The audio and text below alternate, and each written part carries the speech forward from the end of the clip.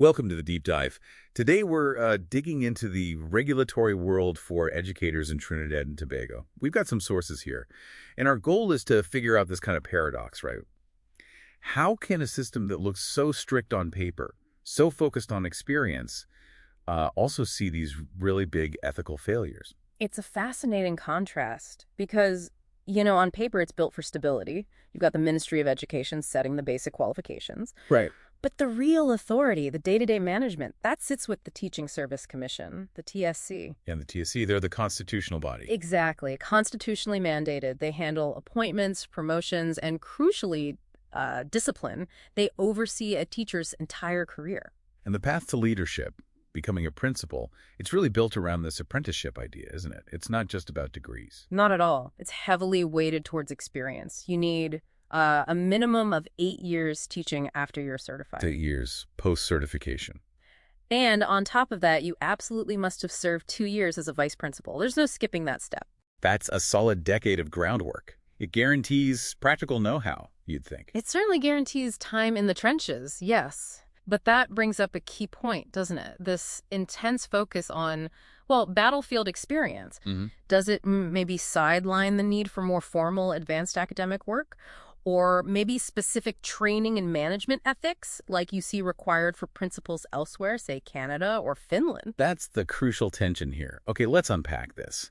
Because this robust system, it really showed its biggest cracks, didn't it? It did, and that brings us squarely to the phys ed secondary school case back in 2017. Right, the phys ed scandal. And the crazy thing was, this wasn't about cheating on exams for grades, was it? No, not academic gain at all. It was about sports.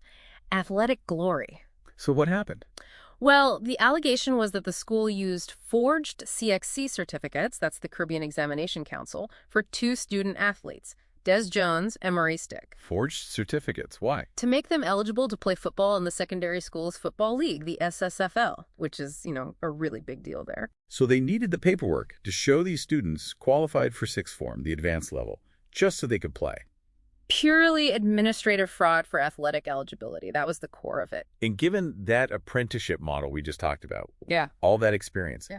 how did these documents get through? That's the staggering part. It was a multi-layered failure. The documents apparently passed the school's own internal screening committee, then the vice principal, then the principal himself, Troy Jabutsing, and even the district school supervisor.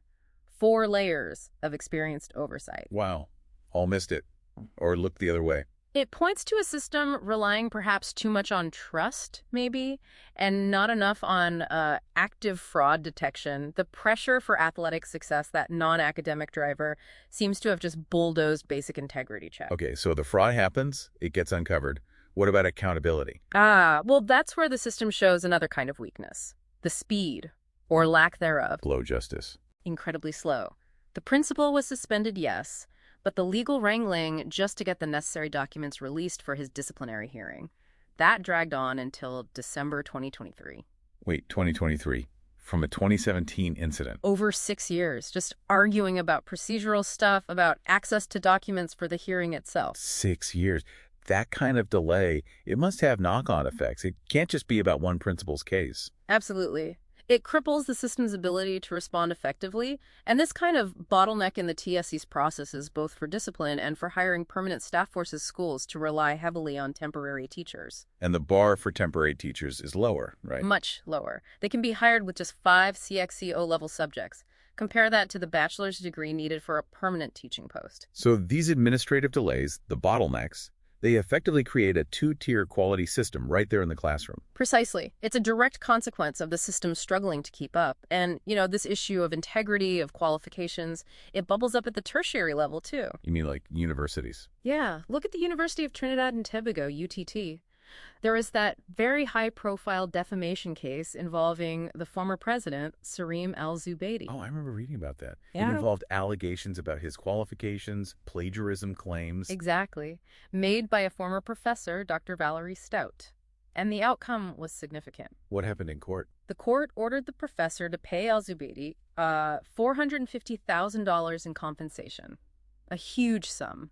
Wow. It really highlights the serious professional and financial stakes when these disputes over qualifications and integrity play out publicly. It shows the cost when institutions maybe can't or won't police these things effectively internally. So, putting it all together, Hmm. Trinidad and Tobago demands immense practical experience for school leaders, like that 10-year pass for principals, more than many places.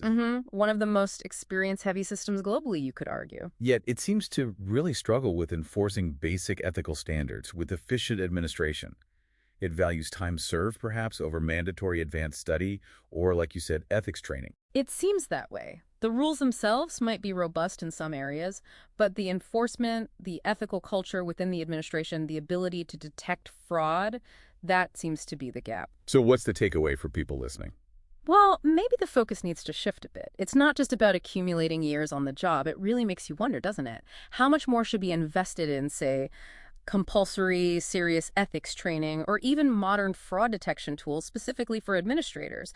Could that finally bridge this gap we see between policy and what actually happens on the ground? That feels like the next vital question.